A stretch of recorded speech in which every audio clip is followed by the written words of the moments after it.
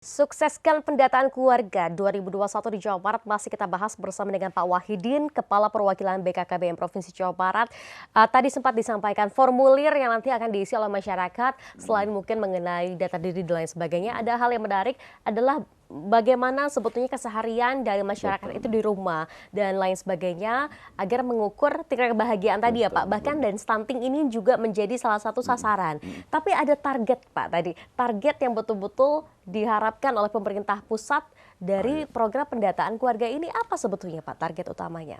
Iya, tadi di samping target jumlah keluarga tentu memang ada target yang tidak kalah pentingnya, terutama memang Bapak Presiden kan mencanangkan bahwa angka stunting di Indonesia itu di akhir tahun 2024 paling tinggi 14%, tidak boleh melebihi 14%. Sementara angkanya saat ini masih 27,7% secara nasional ya, angka stunting.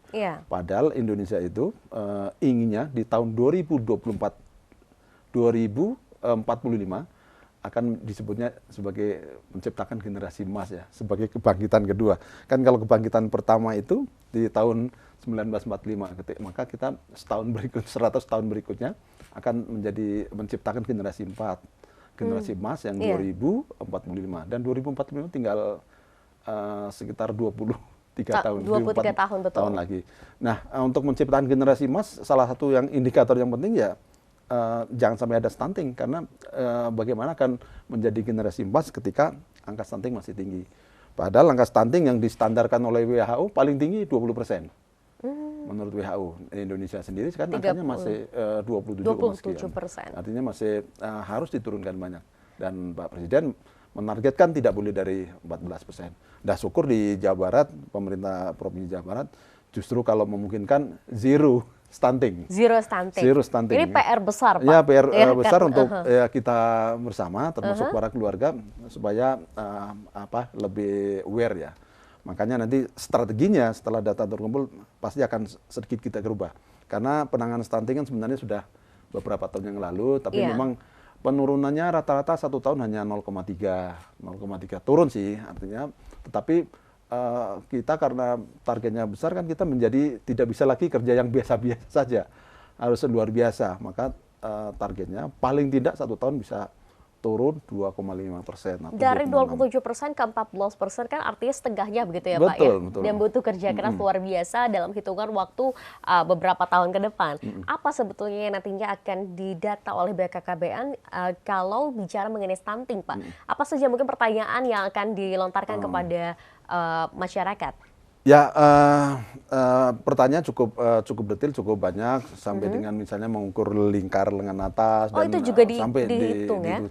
Tapi memang yang akan menjadi konsentrasi nanti di BKKBN dan mungkin sedikit berbeda dengan penanganan stunting yang saat ini sudah jalan.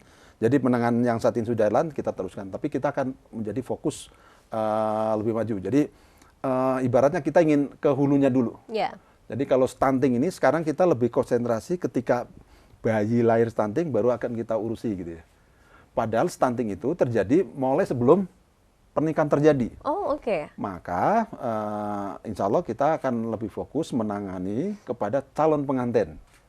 Maka nanti tentu dengan kerjasama Kementerian Agama dan stakeholder lain, kita inginnya 3 bulan sebelum menikah para calon istri memang harus betul-betul dideteksi, misalnya apakah dia anemia atau tidak, HB-nya seperti apa. Karena ternyata faktor-faktor itu menentukan stunting.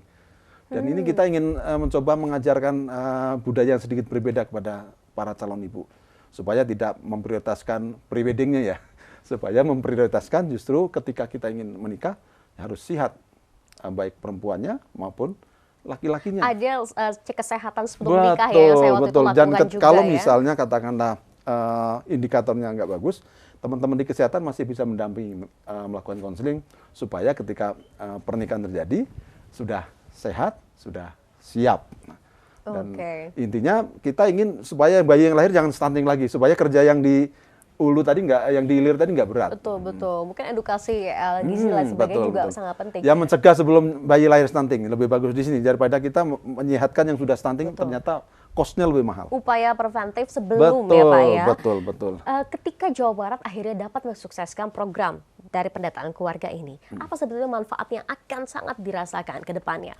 Ya, yang pasti karena kita sudah punya nanti data keluarga by name, by address, dan by problem. Maka ketika kita ingin melakukan intervensi dalam tataran yang paling mikro, si A itu problemnya apa? Di 17 indikator yang tadi kita sebut terkait kebahagiaan, bisa kelihatan yang bermasalah di mana. Kalau misalnya kita ingin melakukan pendekatan individu supaya dia bangganya tadi naik, ya saya rasa bisa. Jadi memang ini akan menjadi modal dasar untuk tentu untuk perencanaan pembangunan, bahkan perencanaan yang lebih mikro sekalipun, karena sudah ada namanya. Dan data ini memang nanti akan bisa dipetakan sampai ke level desa. Jadi untuk yang karena nanti command centernya kalau akan dibayang di level kecamatan. Jadi kalau misalnya akan ada perbaikan, tuh update-nya nanti setiap saat bisa dilakukan di level kecamatan. Jadi di kecamatan itu bisa untuk melihat sampai namanya di desa itu namanya si ACB, problemnya apa itu akan bisa kebaca di sana. Oke, kemudian apa sebetulnya harapan terbesar dari BKKBN dalam program pendataan keluarga ini dan apa saja Pak pesan serta imbauannya bagi seluruh masyarakat Jawa Barat? Karena pastinya kalau ada program pendataan keluarga ini perlu peran yang sangat luar biasa dari masyarakat. Silakan Pak. Ya, tentu kalau saya boleh menghimbau untuk warga Jawa Barat, karena pendataan ini akan berlangsung untuk beberapa hari yang akan datang, atau persisnya di tanggal 1 April akan kita launching, akan insya Allah oleh Pak Gubernur. Sekaligus ini mungkin saya sampaikan juga bahwa kita akan mencoba memecahkan rekor muri ini. Terkait dengan pendataan serentak. Jadi harapannya para keluarga Jawa Barat mudah-mudahan bisa menerima para petugas pendata yang akan datang. Tentu petugas pendata menggunakan protokol kesehatan ya, dan mohon data itu diberikan dengan baik, dengan tepat, dan dengan sebenar-benarnya, supaya tentu menjadi modal kita untuk menyusun kebijakan yang berdasar benar-benar database. Saya kira itu, dan sekali lagi mohon diterima dengan senyuman untuk para kader pendata yang akan datang ke rumah masing-masing. Oke, Demikian, baik. 1 April 2021 kita akan segera menggelar pendataan keluarga 2021 di Jawa Barat. Kita berharap ada peran dari masyarakat untuk dapat mensukseskan program ini ya. Terima kasih banyak Pak Wahidin selaku Kepala Perwakilan BKKBN Provinsi Jawa Barat. Dan perbincangan tadi sekaligus menutup perjumpaan kita dalam iNews Jawa Barat kali ini. Anda dapat menyimak kembali seluruh paket berita kami melalui kanal YouTube iNews TV Bandung. Saya Mas Putri bersama kerabat kerja bertugas mengucapkan terima kasih atas perhatian Anda selama beraktivitas dan sampai jumpa.